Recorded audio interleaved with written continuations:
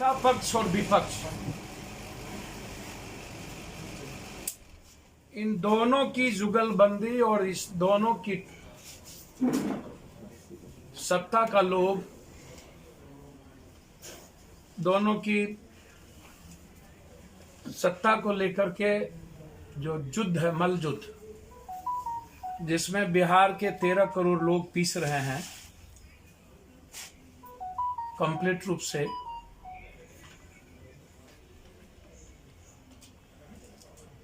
उसमें नीतीश कुमार जी की जो सरकार है वो कंप्लीट रूप से समझिए कि धृतराष्ट्र का आवरण, एक ऐसा आवरण धृतराष्ट्र का है जिसमें यह सरकार बहरी भी है और अंधी भी है। सुनती बिहार की किसी की नहीं है, सुनाती सबको है।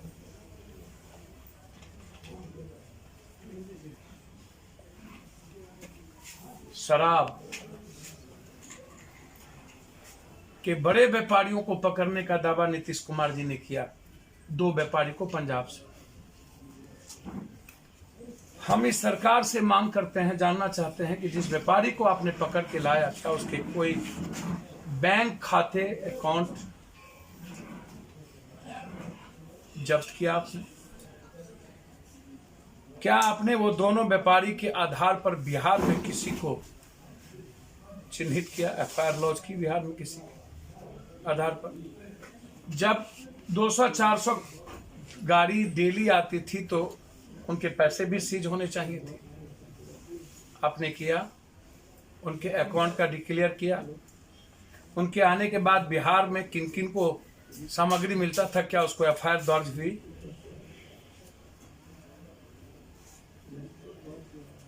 बिहार का शराब, चाहे मुजफ्फरपुर में 7 लोग मरे, 2 लोगों को गायब कर दी गई, गोपालगंज में मरे, इसके पहले सासाराम में मरे। लगातार आपको आश्चर्य लगेगा कि बिहार का जो शराब का बिजनेस है उसमें सत्ता पक्ष और विपक्ष के एमएलए, एमपी, मंत्री, संतरी, प्रमुख नेताओं का गोदाम, उसकी पैसे और उसकी पूरी ताकत लगी है, जिसमें पूरी पुलिस महकमा करोड़पति अरबपति हो चुकी है, सभी जिलों की है। सभी ब्लॉक में शराब बन रहे हैं। 4000 से ऊपर ट्रक डेली बिहार में इन कर रहा है। 5 सालों से शराब पैरेलल इकोनॉमी 8000 से 13000 के बीच है। बिहार को सबसे ज्यादा घाटे का सौदा है और अपराधी माफिया नेता और पुलिस प्रशासन की शराब के द्वारा पूरी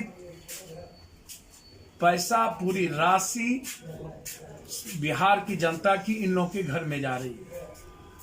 क्या बिहार सरकार आज तक शराब माफियाओं का कोई संपत्ति जब्त किया? कोई संपत्ति। ऊपर से नीचे हमारा सरकार से मात्र 2 बात है। क्या किसी दरोगा के सस्पेंड कर देने से शराब माफिया का सोल्यूशन हो गया? पोस्टिंग एसपी करते हैं, वहां डीआईजी भी इन्वॉल्व है। क्या एसपी डीआईजी पर 302 का मुकदमा नहीं लगना चाहिए इन मौत के बाद? और क्या उत्पाद मिनिस्टर इसकी जिम्मेदारी नहीं लेनी चाहिए? क्या उनकी बर्खास्तगी नहीं होना चाहिए? क्या वो रिजनेशन नहीं देना चाहिए? ये सबसे बड़ा प्रॉब्लम है, ये जानना चाहते हैं। ये इतना बड़ा मैं समझ नहीं पाता हूं कि 5 साल नीतीश कुमार जी के शराबबंदी को हो गया, 2 करोड़ की शराब लगभग पकड़ा जा रही है। तो क्या कोई डेडलाइन है नीतीश कुमार जी का कि इसके बाद बिहार में कोई शराब नहीं बिकेगी? कोई डेडलाइन? यदि बिकेगी तो हम रिजाइन कर देंगे या हमारी सरकार नहीं रहेगी। पूरा शराब के चलते अपराध बढ़े हैं, बलात्कार के केस बढ़े। हम नीतीश कुमार जी से मांग करेंगे कि विधानसभा में आप घोषणा कीजिए कि आपके सारे दरोगा, सारे पदाधिकारी, सारा नेता का डीएनए जांच हो, ब्लड सैंपल लिया जाए कि 6 महीने के अंदर किस किस ने शराब पी, सत्ता पक्ष से लेकर प्रतिपक्ष तक। मात्र कुछ परसेंटेज नेता पदाधिकारी बचेंगे जिसका ब्लड में शराब की बू नहीं आएगी, अन्यथा लगभग लोग शराब पी रहे हैं, लगभग। बहुत क्लियर है। इसकी जांच क्यों नहीं हो रही? और जो शराब माफिया लगातार इस बिहार में, लगातार, मैं अभी महुआ जा रहा हूं, वर्मा जी का हत्या हुआ, पूर्व जिला पार्षद, कल हम वहां थे उनकी फैमिली में। मुझे नहीं पता विधायक जी उसमें कितना रोल है, विधायक जी ने क्या किया है। उनकी पत्नी का कहना था कि विधायक जी मेरे सामने में ऑर्डर दिए मारने के। उनके भाई का कहना था उस इलाके, मैंने कल डीआईजी और एसपी से बातचीत की, हम वहां गए, भाजपा के प्रदेश अध्यक्ष वहीं के हैं, डिप्टी सीएम वहीं की है, और सबसे बड़ा अपराध का केंद्र बिंदु बन गया है पश्चिमी चंपारण, बेतिया, मोतिहारी, मुजफ्फरपुर का जोन जो है अपराध का बड़ा यूनिवर्सिटी, इंटरनेशनल यूनिवर्सिटी। शराब का भी इंटरनेशनल यूनिवर्सिटी, अपराध का भी इंटरनेशनल यूनिवर्सिटी। जब 2 लोगों को आप पकड़े तो अन्य लोगों पर इन्वेस्टिगेशन क्यों शुरू कर दिए, जबकि एफआईआर एक ही हुआ था? यदि इन्वेस्टिगेशन है होगा, उनकी पत्नी का कहना है कि इन्वेस्टिगेशन सीबीआई से हो, क्योंकि मुझे भरोसा नहीं है कि देवनंदन वर्मा या वर्मा जी का जो हत्या हुआ उसमें न्याय मिलेगा। यदि सरकार 10 दिनों के अंदर कोई कार्रवाई नहीं करती है तो वाल्मीकि नगर से बेतिया डीआईजी तक हम पदयात्रा करेंगे। बहुत क्लियर है। जघन्य अपराध हुए हैं, उसमें सरकार के विधायकों का एफआईआर है। विधायक हैं या है नहीं है मैं ऐसा नहीं मानता हूं, लेकिन उनकी पत्नी कह रही है विधायक सामने में रह के 4 स्कॉर्पियो से मरवाए, तो क्या सरकार निष्पक्ष जांच के लिए सीबीआई इंक्वायरी कराएगी? तीसरी चीज बहुत क्लियर है, बलात्कार, इंसाफी। 15 दिनों के अंदर चार्जशीट हो, बलात्कार केस में भी और शराब के केस में भी, और 6 महीने के अंदर स्पीडी ट्रायल करके आजीवन कारावास या फांसी की सजा। लेकिन लगातार मासूम बच्चियों के साथ और गरीब बच्ची के साथ बलात्कार का सिलसिला इस बिहार में जारी है, और सत्ता पक्ष और विपक्ष दोनों चुपचाप बैठी थी, ट्वीट का खेल खेलती है। कोई भी वर्मा, ना तो कोई सीएम, ना डिप्टी सीएम, ना अध्यक्ष, अपराध के बारे में, बेतिया और मोतिहारी और वहां के अपराध के बारे में कोई चर्चा नहीं करता। मेरा सीधा डिमांड है,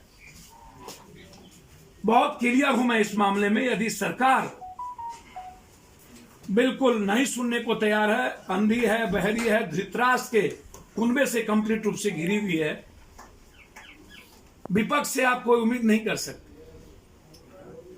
विपक्ष हरियाणा का स्क्रिप्ट पढ़ता है, मंद बुद्धि का बालक है, या तो हरियाणा का स्क्रिप्ट पढ़ेंगे या नहीं तो फिर रांची पर भरोसा। और 26 दिन में 4 दिन पिकनिक बनाएंगे, फिर आएंगे ट्वीट ट्वीट का खेल खेलेंगे, बेमौसम बरसात के तरह राजनीति करेंगे।